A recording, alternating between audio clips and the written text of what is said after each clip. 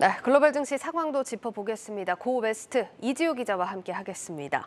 이 기자, 어제 살펴보라고 전해주셨던 미국의 2분기 GDP 성장률 결국은 마이너스로 좀 발표가 되긴 했는데 중요한 건 뉴욕 증시는 상승을 했습니다. 어떻게 봐야 될까요? 네, 맞습니다. 뉴욕 증시의 주요 지수가 전날에 이어서 또 한 번 상승하는 모습을 보였는데요. 네. 말씀하신 것처럼 미국의 2분기 GDP 성장률이 마이너스 0.9%, 그러니까 이 마이너스를 기록했지만요. 시장은 오히려 반기는 분위기였습니다. 역성장이기는 하지만 그 폭이 크지 않다는 점과 또 연준의 금리 인상 속도가 늦춰질 수 있다는 전망이 강화된 것으로 풀이가 됩니다. 알겠습니다. 그러니까 어제 얘기를 나눴던 대로 연준도 뭐 경기 침체까지는 아니더라도 둔화에 대해서 좀 걱정하기 시작했다. 이렇게 볼 수 있겠네요. 네, 맞습니다. 일단 지난 시간에도 말씀드렸지만 이 GDP 성장률이 1분기에 이어서 2개 분기가 연속으로 역성장을 기록을 했습니다. 예. 이렇게 되면 통상적으로 기술적 침체에 진입한 것으로 보게 되는데요. 네. 다만 이 공식적으로 경기 침체다 이렇게 단정하기는 좀 어려운 부분이 있습니다. 이 미국은 경기 침체 여부를 전미경제연구소라는 곳에서 최종적으로 판단을 하는데요. GDP 성장률뿐만 아니라 뭐 실질 개인 소비 지출이나 고용, 비농업 일자리 같은 여러 가지 지표를 함께 보고 판단을 합니다.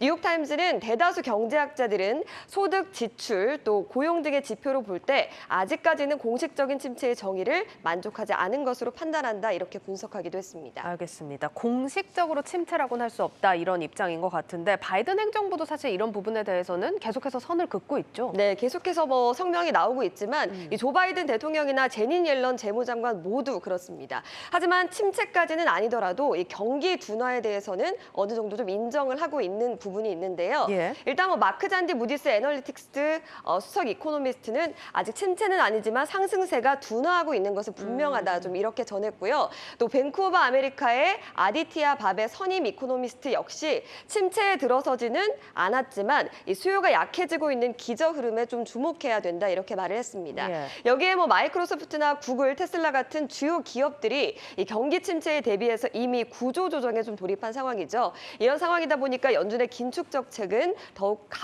감안할 게 좀 많아진 건데요. 예. 인플레이션만 잡으려고 금리를 올리면 경기 침체가 우려되기 때문입니다. 그러니까 좀 성장은 둔화했더라도 큰 폭의 금리 인상 가능성은 낮아진 거니까 이 부분에 좀 초점을 맞췄다고 봐야겠네요. 네, 맞습니다. 시장이 좀 그렇게 해석을 하고 있기 때문에 뭐 어제나 오늘 증시 흐름이 굉장히 좋았죠. 예. 이 시카고 상품 거래소 CME 그룹의 패드워치에서도 이 9월 FOMC에서 50bp 정도만 올리는데 베팅하는 가능성이 더 크게 좀 보고 있는데요. 예. 일단 뭐 맥스 왓서만 미라마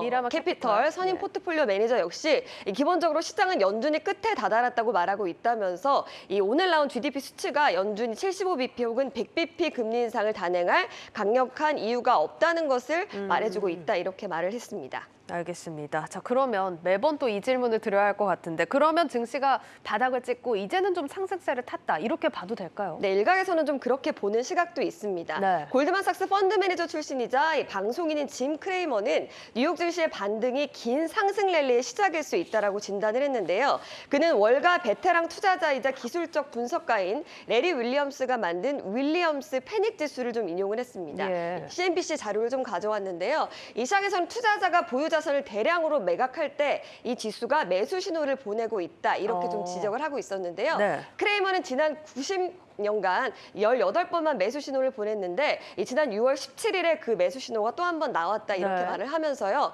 월가도 100기를 들었고 일부 계절적 패턴이 마침내 강세장편에 기울었다 이렇게 분석을 하기도 했습니다. 뱅크 오브 아메리카 역시도 향후 몇 주 안에 주식 랠리가 펼쳐질 것이다 이렇게 예상을 했죠. 예, 그래도 뭐 이전보다는 긍정적인 의견 수가 좀 많아진 것 같긴 합니다. 그래도 사실 아직 아니다라는 의견도 많잖아요. 네, 계속해서 좀 갑론을박이 진행이 되고 있는데요. 뭐 지금의 상승세는 약세 랠리고 아직 바닥을 치지 않았다는 분석도 있습니다. 보시는 것처럼 골드만삭스는 기업들의 이익 추정치와 마진이 하향 조정되고 있고 인플레이션이 아직 고점에 다다르지 않았다 이렇게 추정을 했고요.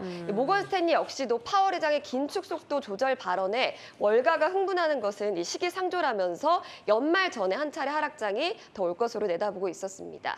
마이클 윌슨 모건 스탠리 수석 미국 주식 전략가는 연준이 금리 인상을 중단하면 경기 침체가 시작될 때까지 주식시장이 항상 올랐는데요. 이번에는 이 사이의 시간 격차가 크지 않기 때문에 이 지금의 랠리는 함정이 될 수 있다 이렇게 경고하기도 했습니다. 네, 이렇게 월가 의견 종합을 해봤습니다. 참고해 보시면 좋을 것 같고요. 투자자들이 그러면 가장 또 주목해 볼 만한 일정들 마지막으로 좀 확인해 볼게요. 네, 일단 뭐 금리 인상을 중단하거나 또는 인하하는 것이 뭐 증시에 꼭 좋은 것만은 아니라고 할 수가 있습니다. 왜냐하면요, 이 금리 인상이 기술주를 중심으로 타격을 주기도 하지만 경기가 나빠지면 기업 이익은 줄어들 수밖에 없고 이는 증시에 악영향을 끼치기 때문인데요. 이 지금이야 뭐 완만한 침체를 예상해서 증시가 좋은 흐름을 보이고 있지만 심각한 침체일 경우에는 어닝에 치명적인 결과를 낳을 수도 있다는 얘기입니다. 따라서 앞으로 경기 침체 여부를 가늠할 지표를 계속해서 주목할 필요가 있겠습니다. 다음 주 일정을 좀 살펴보도록 할 텐데요. 일단 1일에는 7월 ISM 제조업 구매 관리자 지수가 나오게 됩니다. 이 PMI는 기업 내 구매 담당자를 대상으로 해당 업종 경기가 어떤지 설문조사를 한 이후에 이를 수치화한 지표로 미국 경기를 평가하는 신뢰할 수 있는 선행 지표로 꼽히고 있고요. 예. 또 5일에는 7월 고용 보고서가 나오는데요. 이 공식적인 경기 침체 여부를 판단하는 전미경제연구소에서 주목하는 이 비농업 일자리나 실업률 등을 담고 있기 때문에 이 점도 좀 참고해 보시면 좋을 것 같습니다. 네, 경기 침체 여부를 가늠할 지표들 살피셔야겠습니다. 고웨스트 이지우 기자였습니다.